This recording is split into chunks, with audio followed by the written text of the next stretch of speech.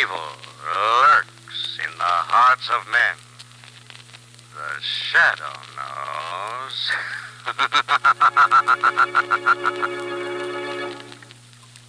Once again, your neighborhood blue coal dealer brings you the thrilling adventures of the Shadow. The hard and relentless fight of one man against the forces of evil. These dramatizations are designed to demonstrate forcefully to old and young alike that crime does not pay.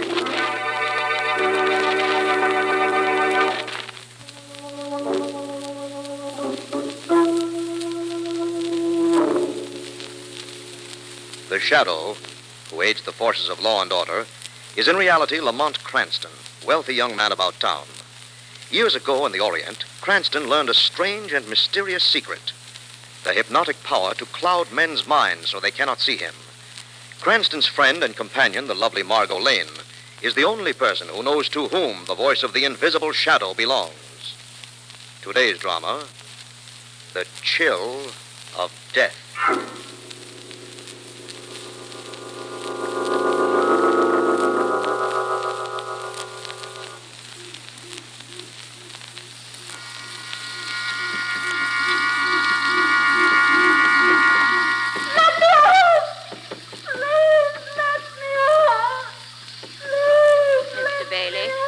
Yes, Mrs. Bailey? Please shut the upstairs door. Of course, my dear. You know how terribly sensitive I am. Of course. The sound of that poor girl screaming, I couldn't stand it. Your feelings do you much credit, my dear. Mr. Bailey. Yes? Why is she screaming? The narcotic wore off a little too early. I see. The neighbors? Can't hear her. The walls are quite thick. I still don't like it. Suppose someone were to come in? It's late, my dear. No one will. We should think of something, Mr. Bailey, for the future. It's upsetting this way. I have always felt, my dear, that in the course of a long life I have never met a woman of such exquisite sensibilities as yours. Thank you, my dear. I wonder what's on the radio. Mr. Bailey. Yes? Tune in to something pleasant. Music, perhaps. Not one of those crime programs. They're so morbid.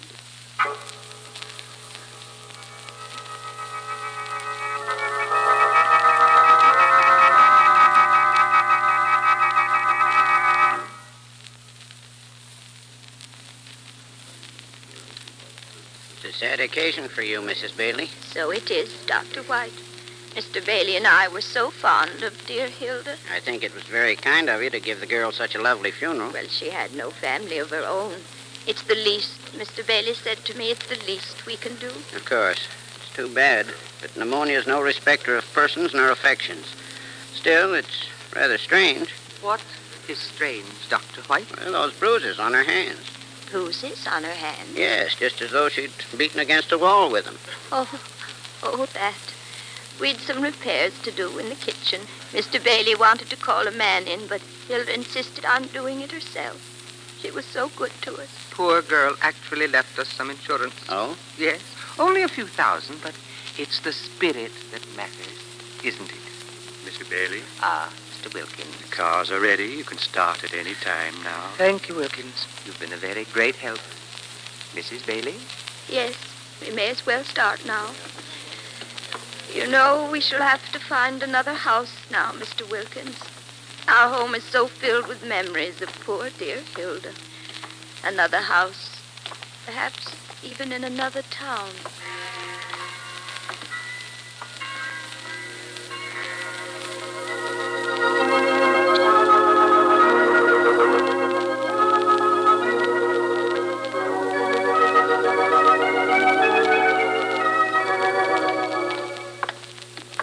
Lamont, who is Mr. Carlton Hicks? The man we're going to see. Very helpful. Oh, seriously, he's an acquaintance of mine, darling. Huh? Big insurance man. He's pretty important, too, I understand. Asked me to stop in and see him. Sounded urgent and worried. Maybe somebody forgot to pay his premium. Now, here we are. Come in. Oh, Lamont, I'm glad to see you. How are you, sir? Margaret, this is Mr. Hicks. How do you do, Mr. Hicks? Well, you sound and look as if you had something on your mind. I have. Miss Lane, Lamont, I'm vice president of the insurance league for this part of the country. Yes? All policies are cleared through this office. Life insurance policies. No, I can't ask you to help me in my legal capacity, Lamont. Only as an old friend. I see. What in particular is bothering you, Carlton? A sweet old couple named Bailey. Yes. Over a period of a few years, they've been having maid trouble. The girls die on them. How? Pneumonia. That isn't something that could be faked. No, there's no doubt at all. The girls all did die of pneumonia. There's also no doubt that all of them were insured in the Bailey's favor. I'm beginning to see what you mean. Each policy didn't amount to very much, a few $1,000s only. But together, I see. The girls were all insured with different companies and in different towns.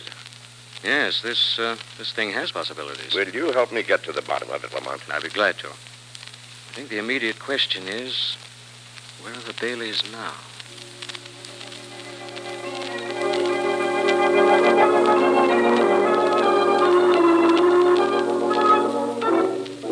So we've come to you, Dr. White, to see if you could give us any information about the death of Mr. and Mrs. Bailey's maid, Hilda Swanstorm. She died of pneumonia, Mr. Cranston, I can tell you that. You're certain? It's not an illness a general practitioner's likely to miss, Mr. Cranston. We just want to be very certain of the facts, Dr. White. Well, the facts are that the girl contracted pneumonia somehow, Miss Lane, that I was called in when she was already delirious, and that her case was hopeless. Was there anything at all odd about the circumstances or the corpse, Dr. White? Nothing, except that her hands were bruised, but the Baileys told me that she'd been making some repairs in the house. Bruised hands. Tell me, have the Baileys lived here for any length of time? Some months. I see. And now? Well, they've moved, left town. The tragedy apparently left a very deep impression on Mrs. Bailey. Possibly. Dr. White, was there anyone in town they were especially friendly with? Wilkins, perhaps. That's James Wilkins, undertaker. Excuse me, mortician. Not that they were really friendly with him, but when the tragedy occurred, he was very helpful.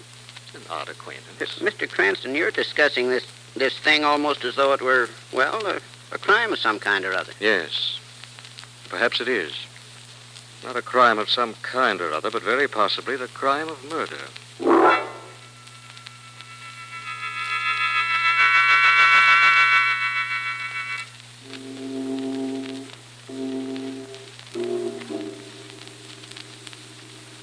Mr. Wilkins, I hope Miss Lane and I are not keeping you from your affairs.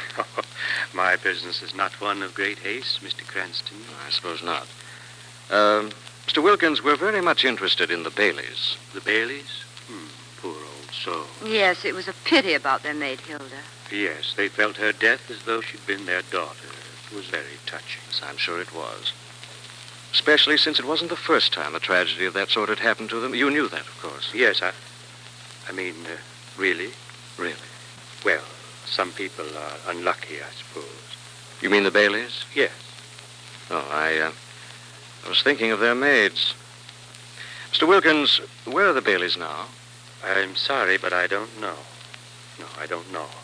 Oh, it's later than I thought. You'll excuse me. I have an appointment. Of course. Coming, Margo. Goodbye, Mr. Wilkins. And thank you very much for your help.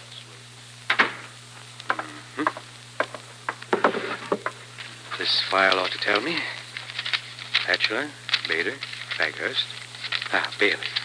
Bailey, 458 Carlton Drive, Taylorville. Pleasant little town. Taylorville. I rather think I'd better pay the Baileys a visit.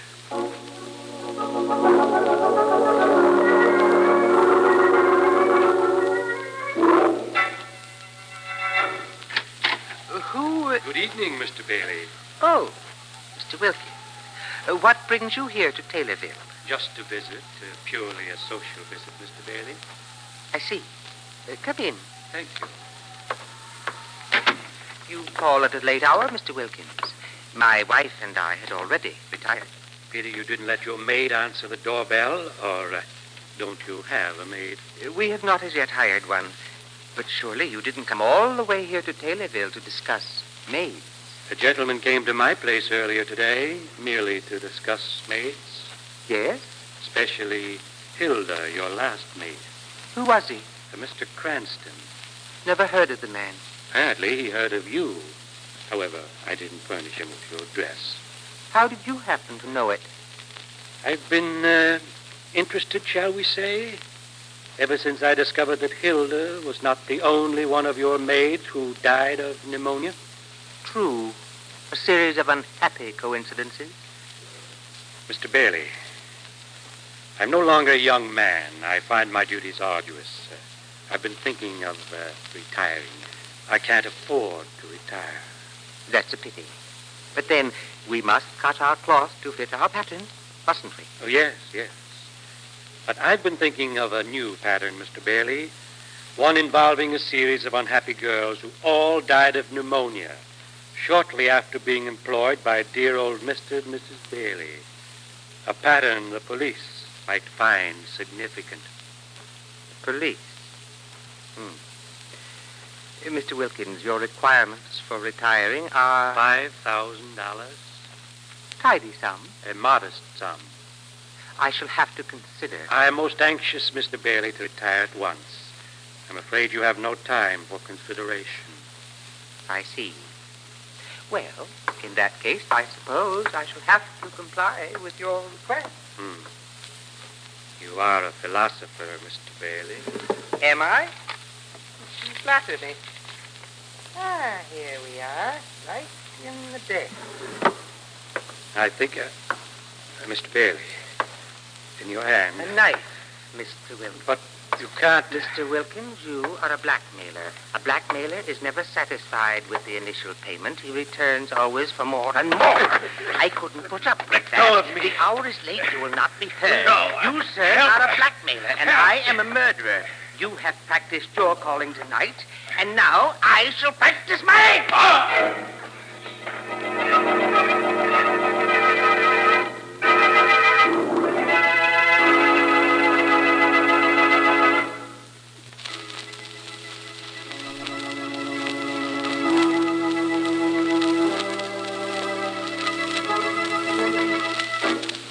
Lamont and Margot, in an attempt to solve the mystery of an insurance racket perpetrated by a seemingly kindly couple named Bailey, have traveled to Taylorville, a small upstate town. Lamont, we're not married. No? That's right. So you shouldn't be reading the morning paper while we're eating. I'm sorry, darling. Well, you could be a lot more convincing. At breakfast? After spending most of the night on a train? Well, there are a couple of things in the Taylorville paper of interest, Margot. Oh, like what? A report of a man found with his throat cut on the outskirts of town late last night. Oh? Who was he? I don't know. According to the paper, there was no identification on the body. I think we'll go pay a visit to the morgue. Lovely idea for an after-breakfast jaunt. What was the other idea? Oh, that popped up in the classified ads. It appears that our friends, the Baileys, are advertising for a new maid.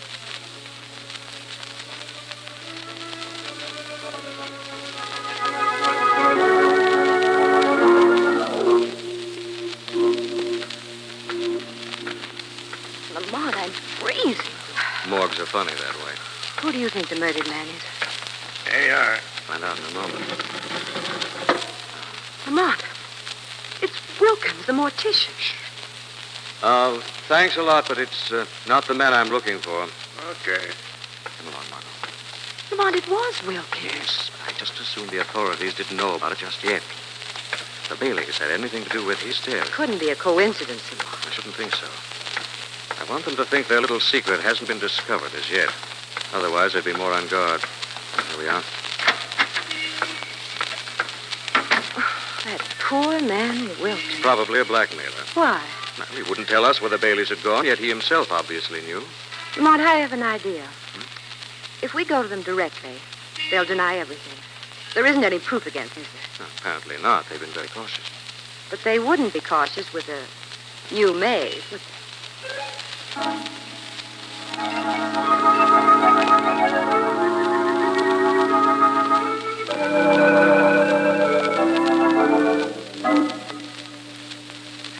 Your name's Margaret Flynn, eh? Yes, Mr. Bailey. You appear to be a pleasant girl. Have you had much experience? Not very much, sir, but I'm strong and willing to work. Good. That's the spirit. Good morning, my darling. Good morning, Mr. Bailey. This is Margaret Flynn, Mrs. Bailey.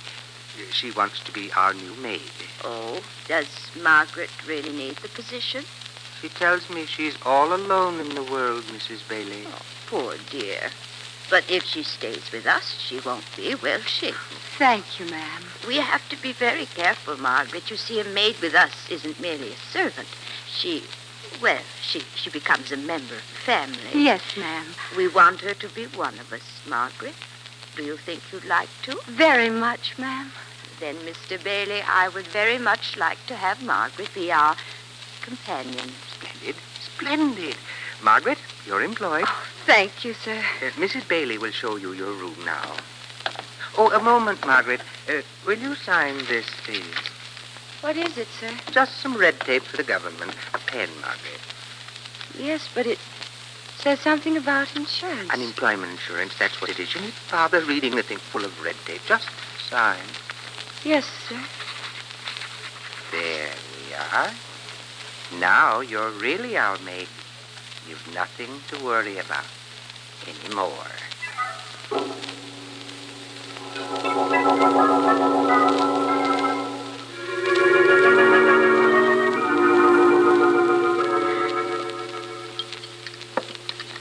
Splendid dinner, my dear. I think our new maid will work out, don't you? Mr. Bailey, I'm worried. About? I'm going to find out about the late Mr. Wilkins. Eventually. I would prefer not to be in town at the time. The connection might be traced. A possibility. I had no choice. I rather think we have no time, Mr. Bailey. I've always deferred to your judgment. The policy's been entered for the girl. Oh, yes. Then perhaps she'd better contract her pneumonia tonight. Will that be all for tonight, Mrs. Bailey? That will be all the work you need do, Margaret. We'd be pleased to have you join us for a while. Thank you, ma'am. Perhaps in a glass of brandy, Mr. Bailey. At once, my dear. Oh, I never drink. Oh, well, nor do I, my dear. But a sip of fine brandy, that isn't really drinking. Here we are. Mrs. Bailey. Thank you. Margaret. Come now, no harm in brandy. No harm at all. Thank you, sir. Let us drink to a very happy future for all of us. A charming toast. Margaret, Oh, drink your brandy, girl. but You're being very impolite, Margaret. I'll drink it. That's a good girl. Not so bad after all, was it? No, sir. And now we'll sit here in the twilight and dream of things to come. Of the long twilight and the darkness that follows after.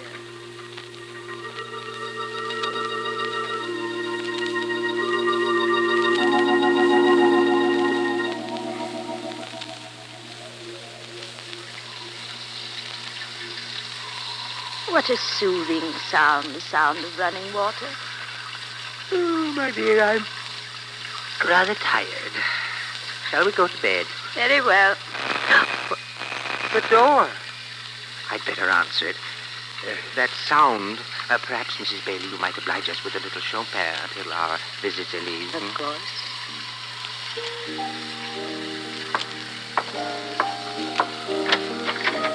Yes, Mr. Bailey, quite right. I've come to call on Margaret Flynn, your maid. Oh, she doesn't receive callers at this hour, sir. But it's Good- very important that I see her. The morning will do as well. Besides, the girl's ill. Oh? Cold, I think. But I hope in the morning. So do I. Good night, sir. Night. For the shadow, I think it may be a good night. But for the Baileys, it will be a very bad one.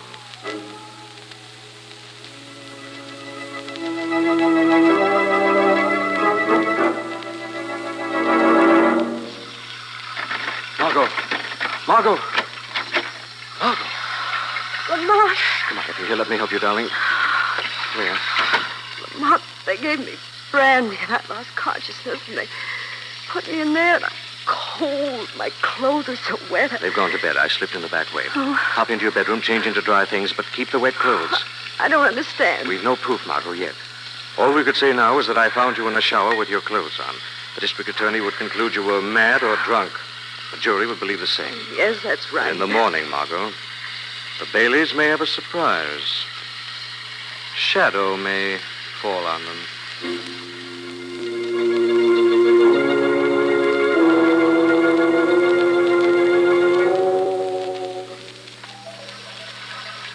Well, Mrs. Bailey, how is the girl? How is she this morning? Just a moment. There now. Water's off. Miss Bailey, something's the matter. What? The girl isn't sick. Oh, I had a feeling. bosh. Hush it all, Mr. Bailey. What was that? I said nothing. You did. Oh, no, Mr. Bailey. It was I. I'm going mad. No, Mr. Bailey, you're not. Because I hear him, too. Good for you, Mrs. Bailey. Who are you?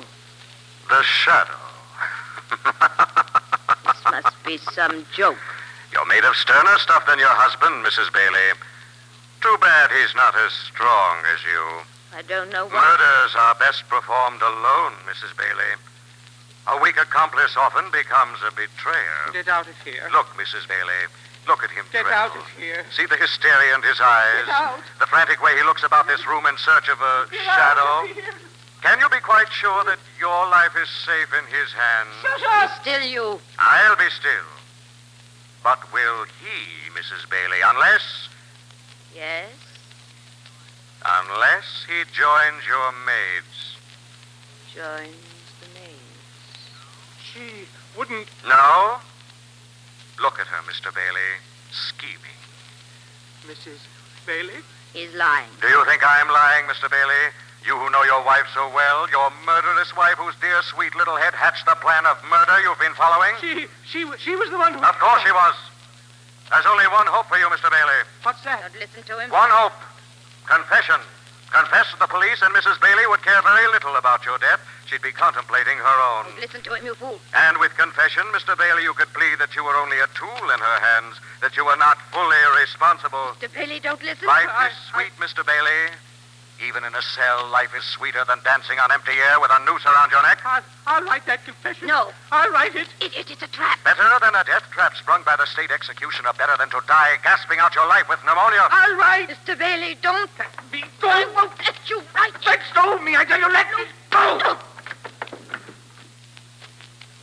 You struck your loving wife, Mr. Bailey. I'm afraid you're not a very kind and considerate husband after all. Now there's paper. Yes, There's ink. I will. Right, Mr. Yes, Bailey. I will, Mr. Yes, I will. Names, places, dates. Yes. Right, Mr. Bailey. Right.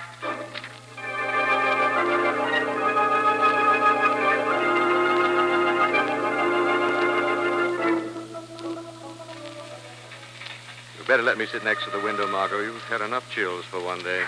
I didn't do too badly for an unemployed maid, darling. I came up with nothing worse than a few sniffles. So very lucky that's the worst, Margot, after seeing the loving Baileys in action. He made his wife add her confession to his after the police arrived. Yes. There's enough evidence now to convict a half a dozen Baileys. Well, I'm just glad there isn't more. Isn't more evidence? More Baileys. A couple is exactly two more than this world needs.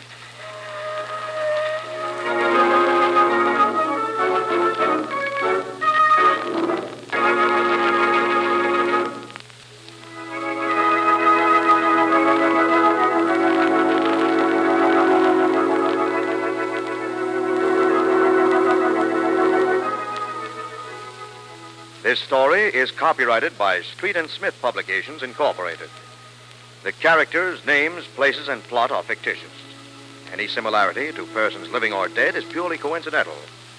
Again next week, The Shadow will demonstrate that The weed of crime bears bitter fruit. Crime does not pay. The shadow knows.